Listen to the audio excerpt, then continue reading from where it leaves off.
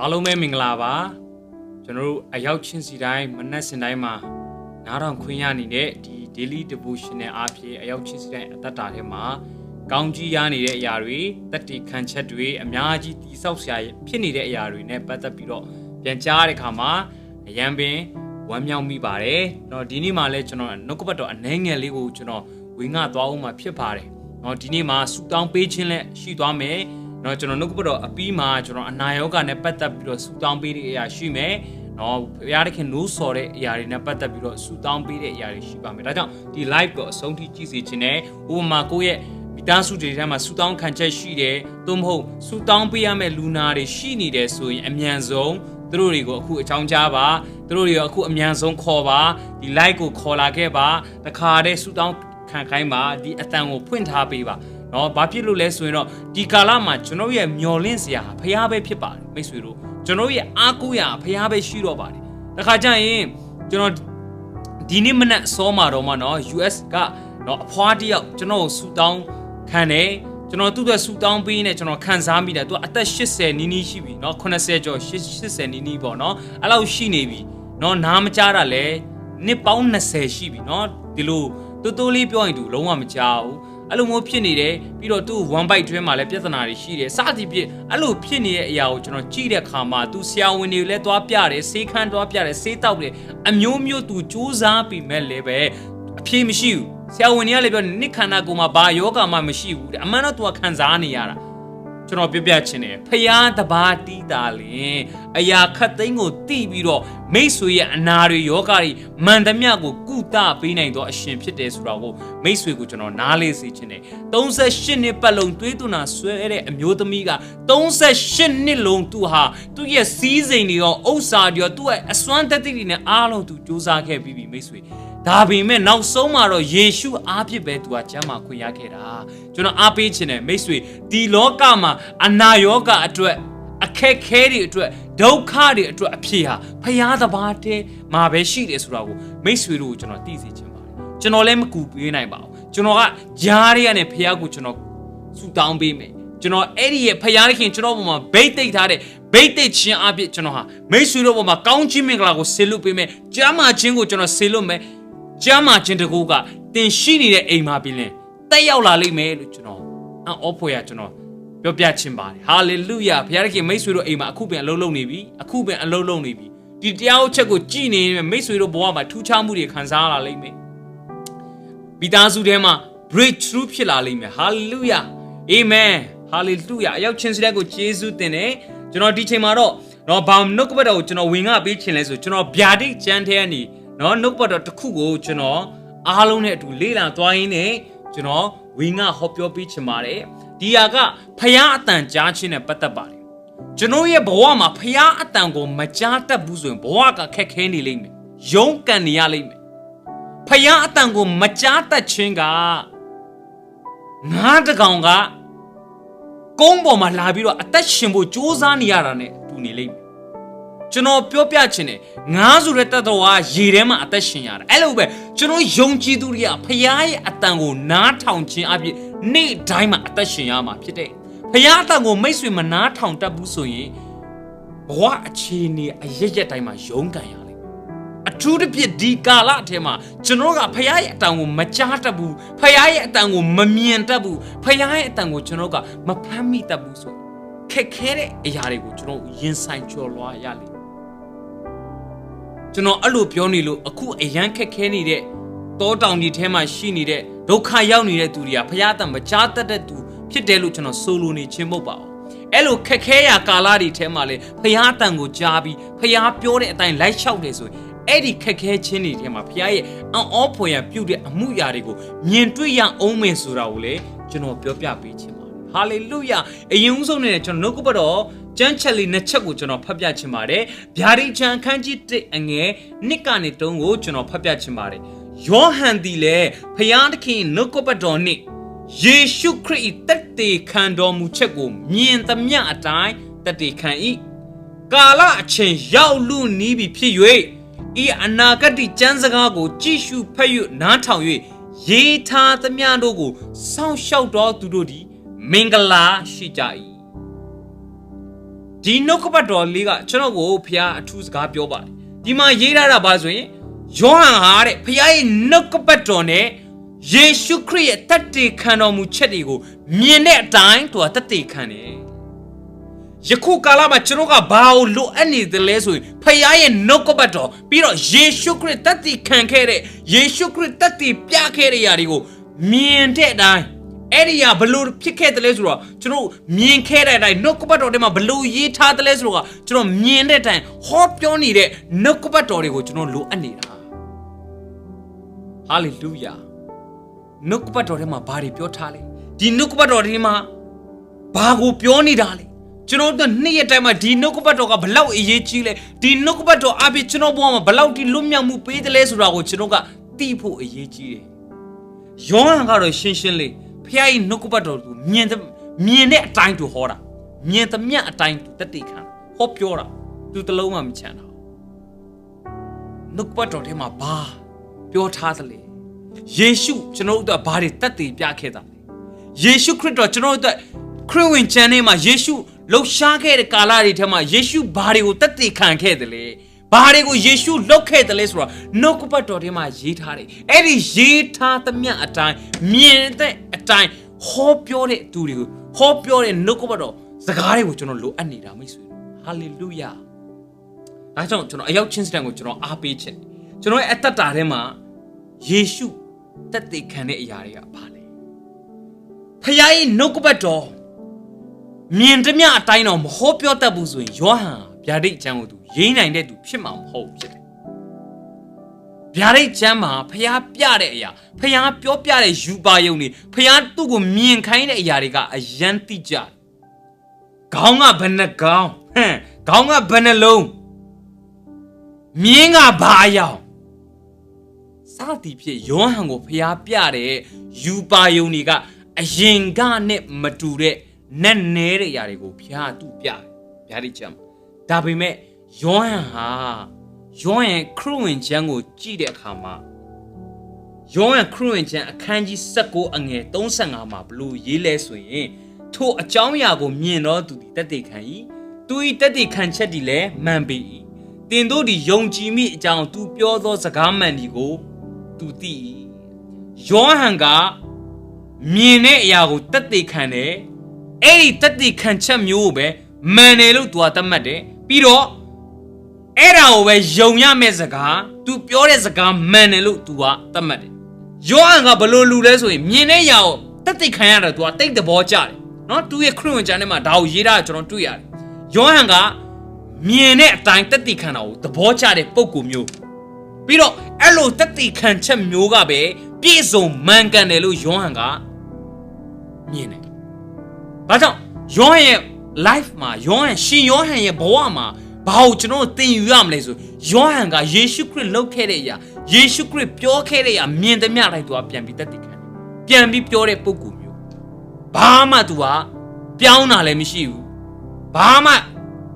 အတစ်အစမ်းတွေလောက်တာလည်းမရှိဘူးယေရှုပြောခဲ့တဲ့အရာကိုပဲသူလုပ်တာယေရှုပြောသမျှအတိုင်းယေရှု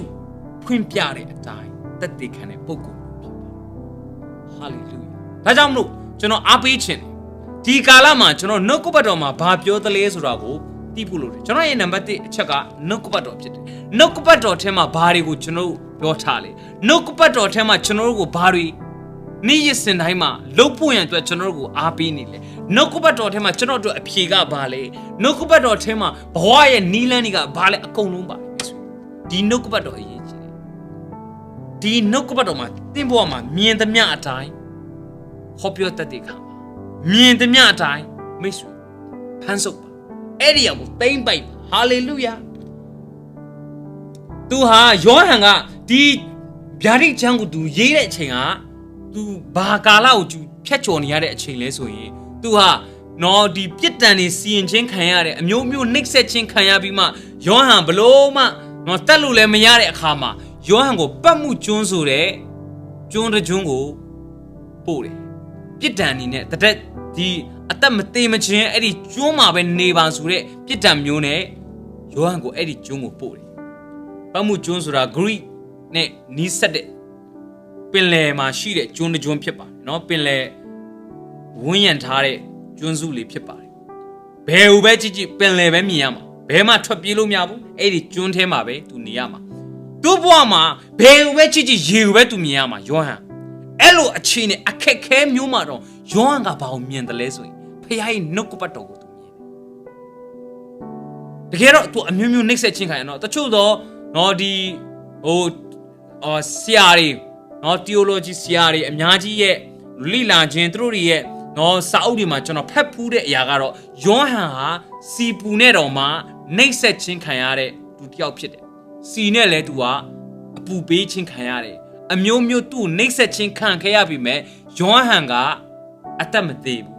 အဲ့လိုမသေးတဲ့အခါမှာယောမရှင်ဘုရင်ကလုံးဝအဲ့ဒီကျုံးကိုပို့ဖွင့်အတွက်အမိန့်ပေးလိုက်တယ်သူ့ဘဝမှာအခက်ခဲတွေဒုက္ခတွေညှဉ်းပန်းနှိပ်စက်မှုတွေအများကြီးကိုသူရင်ဆိုင်ခဲ့ပြီးပြီမိတ်ဆွေတို့အများကြီးကိုသူကြော်ဖြတ်ခဲ့ရတယ်ယေရှုနောက်ကိုလိုက်လို့ယေရှုရဲ့တပည့်တော်ဖြစ်လို့ယေရှုအကြောင်းကိုဟောပြောလို့ယောဟန်ကနှိပ်စက်ခြင်းခံရတယ်အဲ့လိုအခြေအနေမျိုးမှာပတ်မှုကျွန်းမှာယောဟန်ကဘာမြင်လဲနှုတ်ကပတ်တော်ကိုမြင်တယ်နှုတ်ကပတ်တော်ကိုမြင်တဲ့အတိုင်းသက်တည်ခံကျွန်တော်အခုဘာမြင်လဲခက်ခဲတဲ့အချိန်မှာကျွန်တော်ဘာကိုမြင်လဲကျွန်တော်ဘဝရဲ့အမောင်ဆုံးနည်းမှာကျွန်တော်ဘာကိုပုံမြင်လဲဒါတိတ်အရေးကြီးပါတယ်ကျွန်တော်မြင်ရမယ့်အရာနှုတ်ကပတ်တော်ဖြစ်ပါတယ်နှုတ်ကပတ်တော်ကအဖြေပဲဖြစ်ပါတယ်မိတ်ဆွေတို့ဒီလိုခက်ခဲတဲ့ဒီအချိန်တွေမျိုးမှာဒီလိုဘဝမှာရုန်းကန်မှုတွေနဲ့တော့ကြော်ဖြတ်ရမှုတွေနဲ့ကျွန်တော်ဖြတ်တန်းနေတဲ့အချိန်မှာကျွန်တော်မြင်ရမယ့်အရာကဖခင်ရဲ့နှုတ်ကပတ်တော်ပဲဖြစ်ပါတယ်မိတ်ဆွေတို့ဖခင်ရဲ့နှုတ်ကပတ်တော်ကိုပဲမျှော်ကြည့်ပါဖခင်ရဲ့နှုတ်ကပတ်တော်ကိုမြင်တတ်ဖို့လိုပါတယ်ဟာလေလုယာတုတ်တန်ချမ်းခန်းကြီး8အငယ်34မှာဒီလိုပြောပါတယ်ငါစကားကိုကြား၍ငါတကားနာမှာနေ့တိုင်းစောင့်လျက်တကားတိုင်နာမှာမျောလင့်နေတော်သူဒီမင်္ဂလာရှိ၏တဲ့ဟာဖခင်ရဲ့စကားအသိထူးဆန်းတယ်ငါစကားကိုကြားပြီးတော့တဲ့တကားနာမှာနေ့တိုင်းစောင့်တာဟာပြောချင်တာဖခင်ရဲ့ဗိမာန်တော်မှာဖခင်ရဲ့သဲတော်ဗိမာန်တော်နာမှာဖခင်ရဲ့အတန်ကိုကြားပြီးတော့တကားနာမှာစောင့်နေပြောချင်တာတကားနာမှာစောင့်ပြီးဖခင်အတန်ကိုပဲကြားချင်နေတဲ့သူမျိုးဖခင်ရဲ့အတန်ကိုတစ်ချိန်လုံးကြားချင်နေတဲ့သူမျိုးပြီးတော့တကားတိုင်မှာမျောနေတာတဲ့တကားတိုင်နာမှာမျောလင့်နေတဲ့သူတွေကမင်္ဂလာရှိတယ်တဲ့ရှောလုံမှာပြောတယ်ရှောလုံမုန်ခေတ်ဆိုတော့ဗိမာန်တော်ပေါ့ဗိမာန်တော်တကားနာမှာနေပြီးတော့ဖခင်ဘာများစကားပြောဖခင်ဘာများစကားပြောနေလဲငါတို့တိုင်းပြည်အတွက်ဘာတွေစကားပြောနေလဲငါတို့လူမျိုးသားဖျားတဲ့ဘာစကားပြောနေမျောလင့်နေတာဖခင်စကားကိုကြား၍ငါတကားနာမှာနေ့တိုင်းစောင့်နေတဲ့ဒီမှာစကားလုံးရှိတယ်နေ့တိုင်းစောင့်နေတယ်ဖခင်စကားစောင့်ရတယ်နော်အမှုမဲ့အမတ်မဲ့နေကြားမှာပေါ့မျောလင့်ပြီးစောင့်တတ်တဲ့နှလုံးသားရှိဖို့လိုတယ်ဖခင်စကားကိုကြားဖို့အတွက်အခြေခံဖြစ်တဲ့နှုတ်ကပတ်တော်ကိုတော့ဖတ်ဖို့လိုတယ်နှုတ်ကပတ်တော်ကိုဖတ်မယ်ဖခင်အတန်ကိုမျောလင့်မယ်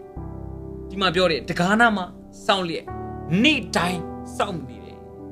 တကားနာမှာနေ့တိုင်းစောင့်ဖို့လိုဟာလေလုယာကိုပြောရအောင်ငါဟာဖခင်ရဲ့တကားနာမှာနေ့တိုင်းဖခင်အတန်ကိုစောင့်တော်သူဖြစ်တယ်လို့ပြောရအောင်ဟာလေလုယာအာမင်တချို့ကဖခင်ရဲ့အတန်ကိုနှမှုဒီအမှုမဲ့အမတ်မဲ့နေတတ်ကြတယ်ဖခင်ရဲ့အတန်ကိုကြားဖို့ထက်ဖခင်စကားကိုနားထောင်ဖို့ထက်လောကရဲ့အခြေအနေလောကရဲ့အဖြစ်ပြက်လောကရဲ့ပုံစံတွေကိုပို့ပြီးတော့မြင်တတ်တယ်ပို့ပြီးတော့အဲ့ဒီအခြေအနေကိုပို့ပြီးတော့နားထောင်တတ်တယ်အဲ့လိုမဟုတ်ပါနဲ့အဲ့လိုမဖြစ်စေပါနဲ့ကျွန်တော်ရဲ့ဘဝမှာငါစကားကိုကြား၍ငါတကားနာမှာနေ့တိုင်းစောင့်လျက်တကားတိုင်နာမှာမျောလင့်လက်နေတော့သူသည်မင်္ဂလာရှိသုတ်တန်ကျမ်းအခန်းကြီး8အငယ်34ကကျွန်တော်ဒီတလတာလုံးမှာကျွန်တော်ကိုဘုရားသခင်ပေးတဲ့စကားဖြစ်ပါတယ်ငါသားငါအတန်ကိုနေ့တိုင်းစောင့်ပြီးတော့နားထောင်ပါဘုရားကျွန်တော်ကိုစကားပြောတယ်ကျမ်းပိုက်ဖြစ်ပါတယ်ဒါကြောင့်ကျွန်တော်ဒီတလမှာဘုရားနဲ့ပို့အချိန်ယူဖြစ်အောင်ကျွန်တော်ကြိုးစားတယ်ကျွန်တော်နေမကောင်းပဲနဲ့တော့မထားနိုင်တဲ့နေ့ကလွဲလို့ကျွန်တော်ခြံတဲ့နေ့တွေမှာကျွန်တော်မနက်တိုင်းမှာဘုရားနဲ့ကျွန်တော်အချိန်ယူတယ်နေ့တိုင်းမှာကျွန်တော်အစောဆုံးကျွန်တော်ထားတယ်ကျွန်တော်ဖခင်နဲ့အချိန်ယူတယ်ဖခင်ကိုစကားပြောတယ်ဖခင်စကားပြောတဲ့ရောက်တွေကိုမှတ်သားထားတယ်ပြောချင်တာကပါလေဖ ယားရဲ့စကားပြောခြင်းကကျွန်တော်တို့ဘဝမှာအရေးကြီး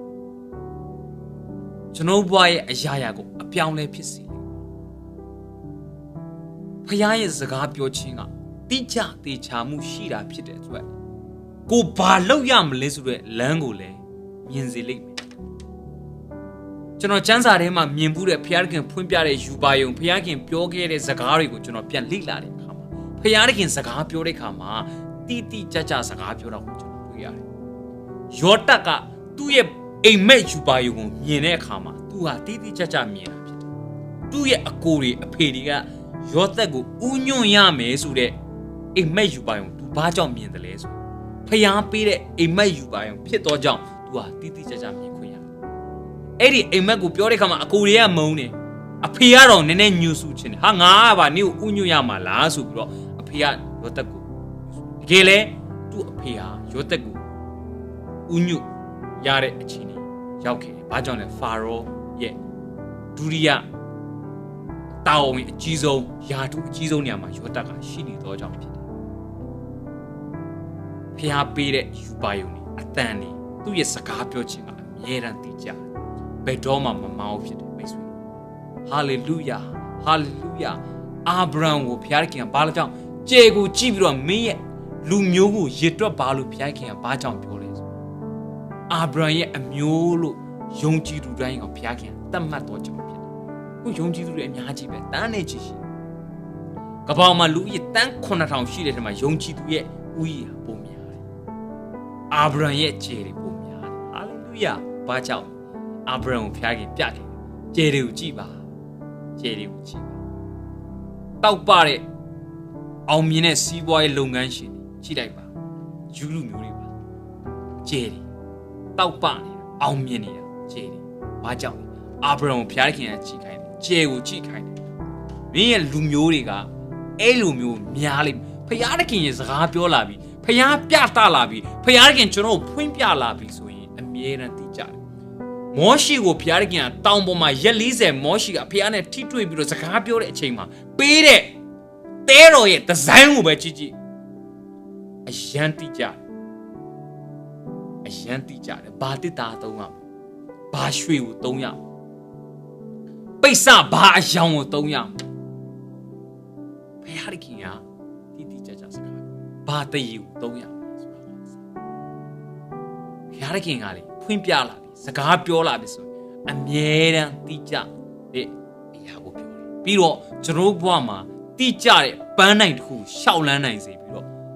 အောင်မြင်တဲ့သူတွေဖြစ်ဖို့အတွက်ဖျားခင်ကရှိတယ်ဟာလေလုယာဒါကြောင့်ဖျားရဲ့အတန်ကိုနေ့တိုင်းမှာနားထောင်တတ်ဖို့အရေးကြီးတယ်ခဏပြောတဲ့ကြံပိုက်ကိုမှတ်သားထားစီခြင်းငါစကားကိုကြား၍ငါတကားနားမှာနေ့တိုင်းစောင့်လျက်တကားတိုင်နားမှာမျောလင့်လက်နေတော်သူ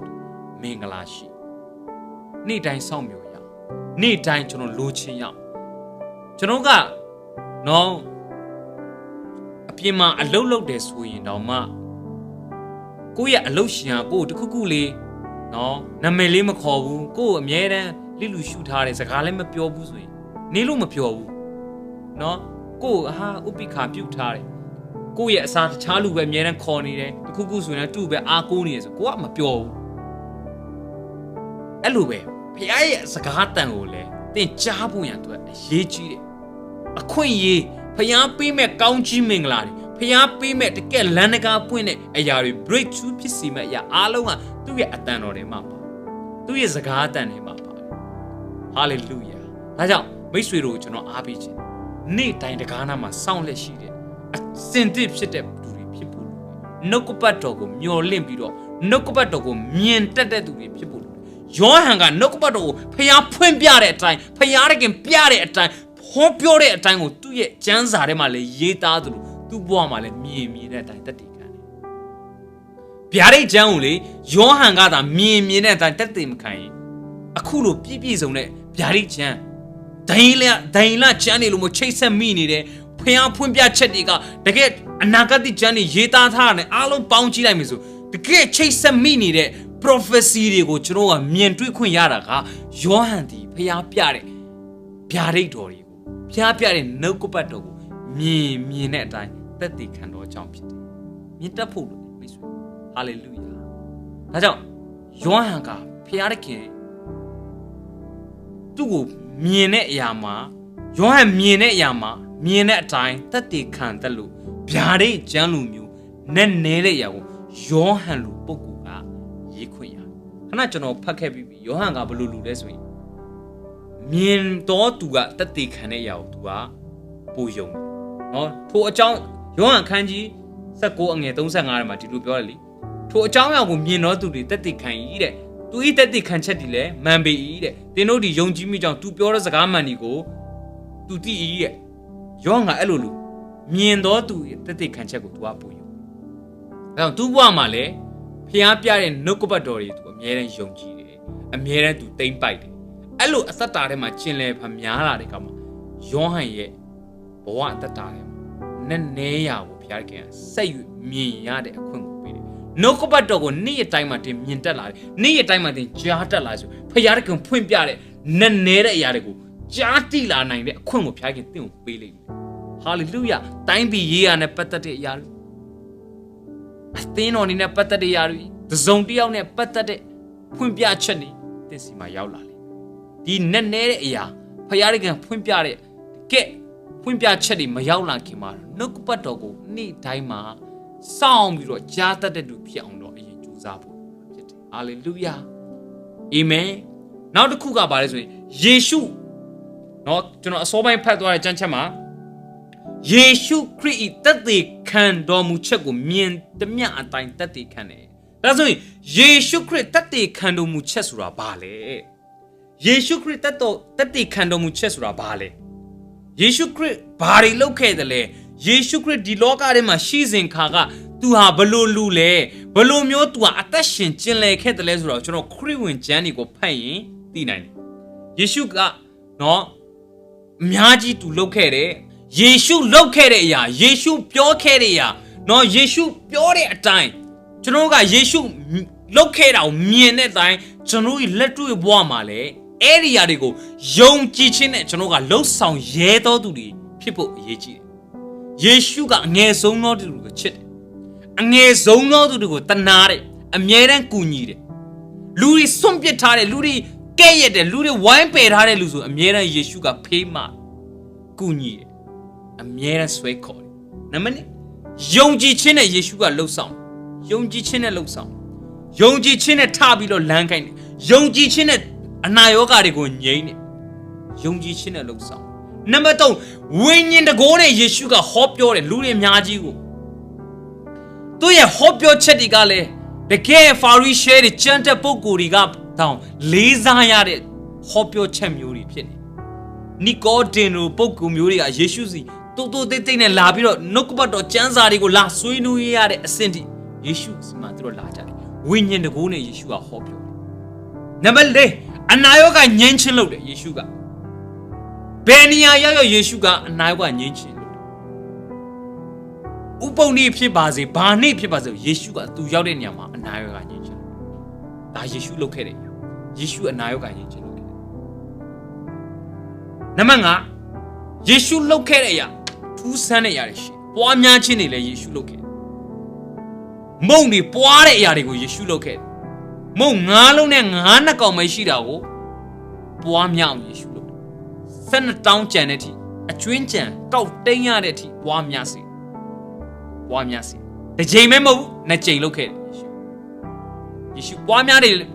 ခဲ့တာတွေလည်းမလုပ်ဘူးလားဆိုရင်ယေရှုလုပ်ခဲ့တယ်ယေရှု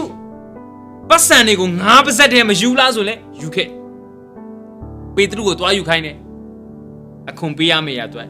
ကဲပေတရုငါးသမားငါးပါးစက်တည်းမှာပတ်စံတွေ့လို့မင်းနဲ့ငါအတွက်ပေးလိုက်ပြောချင်တာယေရှုလုပ်ခဲ့တဲ့ຢာတွေအများကြီးရှိယေရှုကဒီလိုမပြောဘူးငါဒါတွေလုပ်ခဲ့ပြီးပြီမင်းတို့မလုပ်နဲ့ငါမကြိုက်ဘူးမင်းတို့ဒီပုံမှန်ပဲအသက်ရှင်ယေရှုသူကဲ့သို့မပြောခဲ့ပါယေရှုကဘာပြောလဲဆိုယေရှုကကျွန်တော်ရဲ့အသက်တာထဲမှာပို၍လှုပ်ဖွင့်ဆိုယေရှုပြောခဲ့တာဖြစ်တယ်ပို၍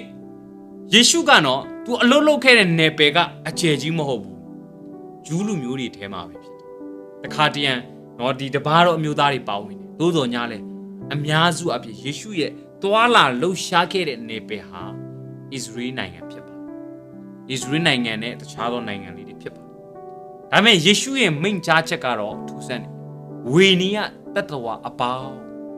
လူမျိုးတကာတဲ့ဟာယေရှုပြောခဲ့တယ်လူမျိုးတကာကိုငါတဲ့ဘက်ဖြစ်စေဖို့တွားပြီးတော့ဟောပြောကြတဲ့ဟာခမဲတော်နာမနဲ့တန်ယေရှုနာမနဲ့ဗိရဇနာမနဲ့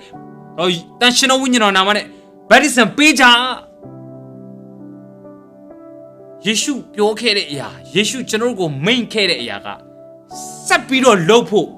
ဆက်ပြီးတော့ပို့လှုပ်ဖို့ယေရှုကပို့ပြောခဲ့တာဖြစ်တယ်ယေရှုကျွန်တော်အတွက်အရင်ဦးဆုံးနဲ့တက်သေးပုံတက်တည်အနေနဲ့ယေရှုကလှုပ်ပြခဲ့တယ်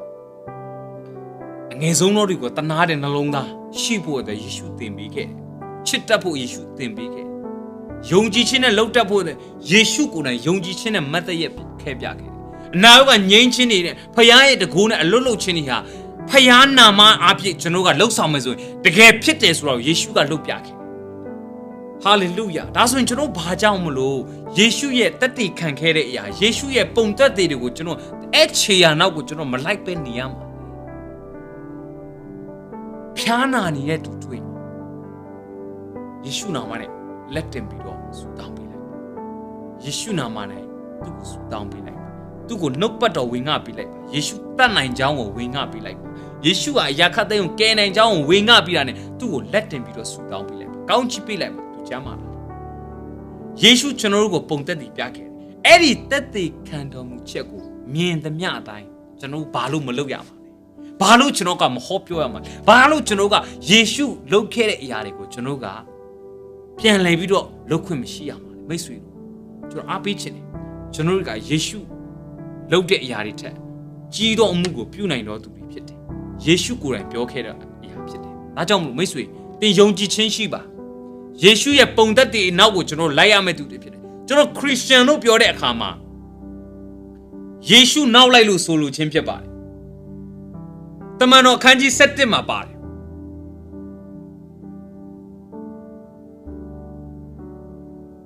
ခရစ်ယာန်လို့ပြောတဲ့အခါမှာ follow to Jesus ယေရှုနောက်ကိုလိုက်နေတဲ့သူတွေယေရှုနောက်လိုက်တဲ့သူကိုခရစ်ယာန်လို့ခေါ်တယ်ခရစ်ယာန်လို့ပြောရင်ယေရှုရဲ့ပုံသက်တွေနောက်ကိုမလိုက်ဘူးဆိုရင်ဟုတ်တယ်ယေရှုရဲ့ပုံသက်တွေနောက်ကိုကျွန်တော်လိုက်ဖို့လို့အငယ်ဆုံးသောသူတွေချစ်ဖို့လို့အငယ်ဆုံးသောသူတွေကျွန်တော်ကူညီတတ်ဖို့လို့ယုံကြည်ခြင်းနဲ့အသက်ရှင်ပြီးတော့ယုံကြည်ခြင်းနဲ့အရာရာကိုလှုပ်ဆောင်နိုင်ဖို့လို့အနာရောဂါငြိမ်းခြင်းနဲ့လုပ်ဖို့လို့ဟာလေလုယာဘာကြောင့်လဲယေရှုကျွန်တော်ကိုပြသခဲ့တဲ့သက်သေခံချက်တွေပုံသက်တွေကအများကြီးပဲမြင်သမျှတိုင်းကျွန်တော်လှုပ်ဆောင်ဖို့လို့မြင်သမျှတိုင်းကျွန်တော်ကဟောပြောဖို့လို့ဟာလေလုယာဘာကြောင့်ကျွန်တော်ကမလုပ်ရမှာအာမင်ဒါကြောင့်အခုကြည်နေတဲ့သူတွေထဲမှာလည်းပဲအနာကရှိနေတဲ့သူတွေကျွန်တော်ခဏနေကြရင်ကျွန်တော်ဆုတောင်းပေးမယ်ဘာကြောင့်လဲဆိုယေရှုကိုယ်တိုင်ပြောထားတယ်ကျွန်တော်ရဲ့အနာတွေအားလုံးဟာယေရှုနာမအားဖြင့်ဆုတောင်းရင်ပြောင်းဟာလေလုယာဟာလေလုယာယခုပင်နားထောင်နေတဲ့တချို့တွေကြားမှနေပြီနားထောင်နေတဲ့အသက်တာထဲမှာဖခင်ရဲ့တကူတော်တက်ရောက်ခြင်းနဲ့ခံစားနေပြီဟာလေလုယာယခုပင်ကြားမှပြီမိတ်ဆွေယခုပင်ကြားမှပြီယခုပင်သင်ရဲ့အနာငြိမ်းပြီဟာလေလုယာဟာလေလုယာဟာလေလုယာရှာခါရာဘာဘာဘာဘာဘာရခါစန်တာရာဘာဘာဘာဘာကျွန်တော်ဆုတောင်းပေးတယ်အခုချိန်မှာကြည်နေတဲ့အထဲမှာ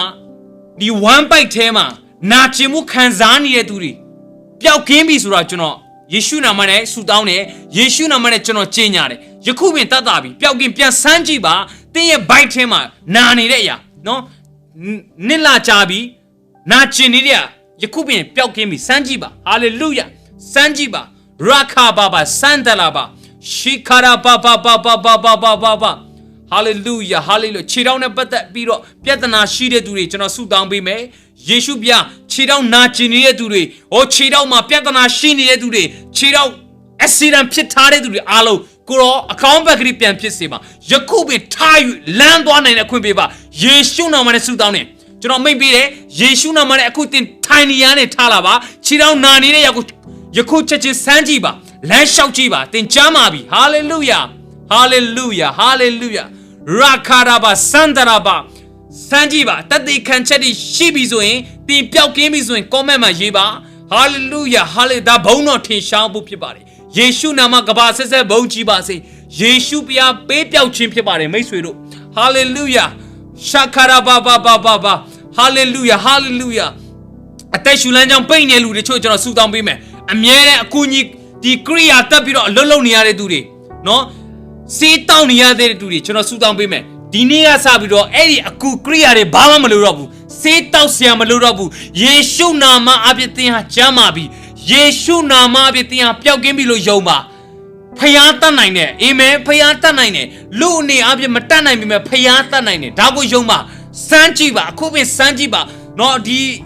atashu chayare yarina pata a kukria taware today. Say taware today. Yakubin Jamabi. Yakubin Jamabi. Hallelujah, hallelujah, hallelujah. Shatara baba baba. Rantara baba baba. Oh Shankara baba baba baba. Hallelujah. Piagin John Sanuzore Kanare today. Kanare today. Not the lab in a malu by pipi. Not the accident on my pipi. The no Myotamiri so like Kanachin with an Kanzania to the Tushire. Eddie Yarigan that up your guinea. Eddie Chamachin which are salute. Yeshuna Marichana salute. Jakubin Chamabi. Jakubin Chamabi. Jakubin Chamachin Gotayabi. Hallelujah. That they can just share as Yiba. A Kuchachi Yiba. Rapiagan Bono Tishabo Pite. Pay a lolo chin the gay shini Surayago. Chane to the Gatibulure. Hallelujah. Young Jin Shibiro Akuchima Pelkin Dore. Comment Yiba. The no ye young champ and now on Yami Surago, Janet to the Tibulure, Ye Shukri Pukere Yare Alo Abi, Troya Jama Biso, throw the Tibulure, hallelujah, Shakara Baba Baba Baba, hallelujah, hallelujah, whoa, Shakara Baba Baba, Yeshu Crit, no the Pontati, Piakera, Bajami, Chunokona, Eddie, a time that attachment pit, Miss. Attachment pit, hallelujah, hallelujah, Jamare today. Koma ma sabiro that they can jari yibiba hallelujah jono duria check jono sabiro to achine duria check aro prophet future namatika jono khana winga he nokupat to phit de nokupat to jono myintat phu lu de chatat phu lu de no nokupat ma pyo thamya atain jono atat shin phu lu de nokupat ma ma pa de yaw jono san chin phu lu de nokupat ma pa de atain jono line na phu lu de nokupat ma ba yi da aro lakhan phu lu de hallelujah nokupat ma anayo ka nyin yin shi tin lakhan phu lu de nokupat ma achaw ba sa chong pyo lai tin lakhan phu lu de hallelujah Nokupat jono atashin phu lu de nokupat ma pa yin tin pe lai hallelujah hallelujah jono ye yatti mu ga nokupat to apaw ma phit phu lu de jono ye yatti mu ga di nokupat to ba be di apyin ba ma mashi di apyin tachha sa aw jono mami ngam tachha sa aw jono ma yatti nokupat to apaw ma be jono yatti nokupat to phaya saka di ma sa long paw ma yin no tachha ne aw jono twa chi me English chance ma blu yi le Muyin chance ma blu yi le jono pyan chi khwin shi Adiga ga nokupat to lan jono yatti pho be phit de hallelujah hallelujah naman che byadai no di byadai chan ne ne naman che ka prophet future no dia ga khana jono asaw bain jono phat khae de byadai chan akhan ji 1 angel 3 ma pa de ya phit deအဲ့ဒီဟာလေးjono pyan pi do phat pya chin ne kala achain yaw lu ni bi phit yue I anagati chan saka ko ji shu phat yu na thawng yue ye tha thmya do ko saung shyaut do tu do ri mingala shi ja yi di ma pyo ra de anagati chan saka so ba pyo ra le so prophecy ko pyo ra no english lu so prophecy anagati chan saka so prophecy chan sa de ma prophecy chan sa de a mya ji shi de dhamma haung ma le shi de dhamma 1 ma do byadai chan shi dhamma haung ma do minor prophet shi de major prophet shi deသူတို့တွေ prophet ပြုခဲ့တဲ့အရာတွေအများကြီးပြည့်စုံခဲ့တာရှိတယ်မပြည့်စုံသေးတာလည်းရှိအမျိုးမျိုးပဲရှိတယ်ဒါကြောင့်ဒီမှာရေးထားတယ်နော်ဘာပြောထားလဲဆိုရင်အနာဂတ်ကျမ်းစကားကိုကြည့်ရှုဖတ်ယူနားထောင်၍ရေးထားသမျှတို့ကိုစောင့်ရှောက်တော်သူတွေမင်္ဂလာရှိကြ၏prophecy တွေကျွန်တော်ကြည့်ဖို့လို့ prophecy တွေကျွန်တော်ဖတ်ယူဖို့လို့ prophecy တွေကိုကျွန်တော်စောင့်ရှောက်ဖို့ hallelujah keep လုပ်ဖို့လို့တိုင်းပိုက်ထားဖို့ hallelujah ဒီကလာ prophet future နဲ့အသက်ရှင်ရမှာဒါကြောင့်ဗျာဒိတ်ကျမ်းကိုဖျားပြောခဲ့တဲ့အရန်ထူးဆန်းတဲ့အရာတခုကျွန်တော်ပြောပြချင်တယ်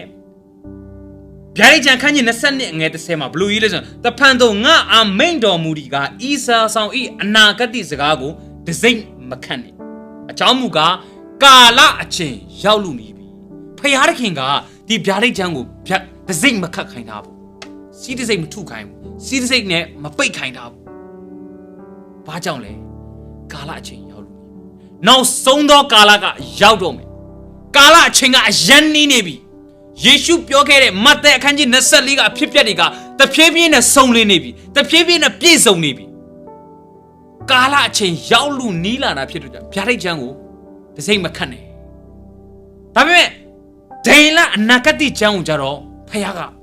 the same cut kind of. I don't know for my 2 years. Dela Nakati Kanji Sani and Ekuma, Totuga Dela Tin Tualo, Tozagadi, a Muko Yadi Kala, Tayan, pay you. The Zik Kale, she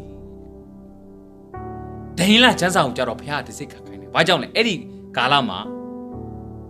Kala Chinga Manide, the Zik Kakaina. Dame Biadik Jam Jaro, the Zik Macakaino. Then Jiluya, Paluya, then Lila Luya, then Eddie Tiani, then to attend by Luya prophecy leshi. Hallelujah. That's all. Biadik Jang, see the Zik Mapetabu. Biadik Jang, the same Macatabu. That's all. Then Lulas or Jiluya. Biadik Jang would think, huh? Lulas one at near Payuluya. Hallelujah. Nale and Nina Piapili. Tikala, Jono, Prophet Puchago, Jono, Chiame champion. Prophecy, Jono, Chiame champion. Prophet Puchago, Jono, Machibu, Prophet Puchego, Jonoga, Malaibu Suy, Payai and Lolo Chinigo, Jonoga, Tida, and Yena now Channy. Piaga Dikalama prophecy, Lolo repiapit. Prophet Puchetico, Sony and Jenine, Dikalama Pia to Lulu. The Kubi who Prophet Pucheti, Pizonade, Pizonade. Pizon Jenigaro Mayel Tanlado. The Kubi who thou shalt Pizonade. 80 Pizon Jenny, Pidore Kama, Papilla, Piakin, Chinkala, Chechin Yara.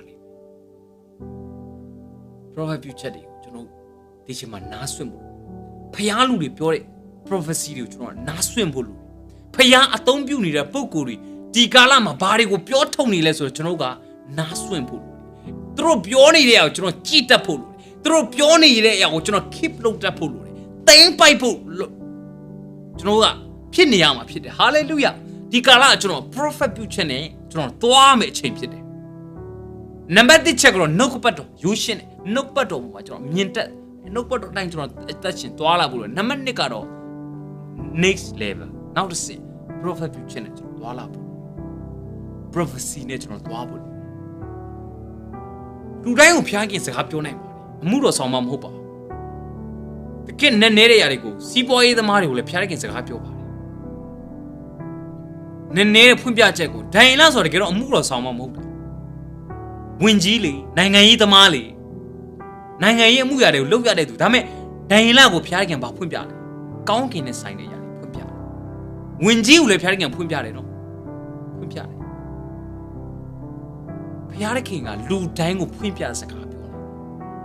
Pumbia, Miere. Acte Toya, Pia Lolomia, Chu the DB. Chu Bido Sacapio. Ajam, Pialurie. Trugani, pure yard, Miene, Naswim, a Miene cheap. Eracate. I don't, very jama diluba, and now Cati Janzagari go, Jishu pay you, ye tatamiago, sound shouted to ga, Mingalashi.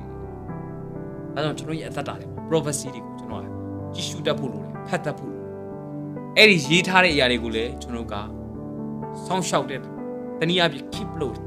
Go out, they invited to people. Did him a prophecy greed of Get Grido, Zakari, and Miajishi. John Nanga to it, Chanoye, time be to it, Chano Lumio to it, Prophet Puchetti, the Janzarema, the Tema, Miajishi, Edaule, Chanoga, think by put, John Nanga to think by put. Win Camburu, Mimia. Hallelujah. I don't look but up your win continue a season of Miamia Lutin. Prophet Puchene, Prophet Puchene signed it, not to eat your win continue, Chanoga. Miamia looked in. Hallelujah. Damadani, Jono Nangam, a young lady, and Miaji, Pilames or Jono 2 years. Madame Low, Jono Prophet the Prophet Puchene Patabiro, no an English of Popia Pituachene, Yemi Nakati Jan. A kanji tima pare, a chana lineage of Popia Pichene, Prophet Yemigo, Piagan Sabiro, Kore ya. Sabiro to go, no a thumb you boy and to it, do a Zagapio Yanich, no Papiachimare. Shoes on it, you know. Bow Papiachin less wing. Yami Nakadijan Kanjit and get the sales on Papiachin. Jishu Lord, then he no bear, Pucha. Pessy, Mauleado, a queen. These south side Pioyado, a queen. Dingo Mumuri, dining and Yaboma, Jenny. I can't have you, made on we. Pero, and a cinema, Taura Piaga, Dindi man can swam, Mimbi, Jambu and Nazagabu, peace on Sejinga, Na Sounding me who made on we. Okay, Dima Jamigo Piaga, Prophet Puchin a petabi to candy, and Yangama, to a me one dema, no, the Mapanzin, King Grega Piaga and Babioles raw, to go. Prophet Yanai can't harelu, you are. Ame Yamiga, Piago, Sinchimbere, to Mahopio dabu, to Bama Melo dabu, to Nepide, Alupia Pia to Api. Torapia, Yeramico Piampiore, to Nepite Lumapione. I salute. The prophet Puchin signed a county mingarage of Pibachine. Prophet Puchadia, no pair Pucha, Pessi. Maulea queen. Barigo no pay future Pessy Maulemus, Manaye, tea south hare yard. Join nine and dema Manaye tea south hare. New Yurishi. 2 ye Jiplin she. 2 ye Tanari she. 2 ye Boho Chodi she. 3 ye Scanish she. Erarico prophecy the apie. No pay future Pessy Maulea queen she, eh? Pero these outside you are a queen. Barigo these sound name less way. Payago chita yonji dure. Payago sanga de atenori. Payago nea pay atenori. Miaji pila window. Prophet future diga. South pin. Okay? Pero now some to check up. Lu a mumuru. Dining a meow. The prophet future got bebo maleve. Influence the less way. Dining an ule. Ramumushi. Dining and ule county pissing. I don't. They ye cheated. Probably Chediga. They ye cheated.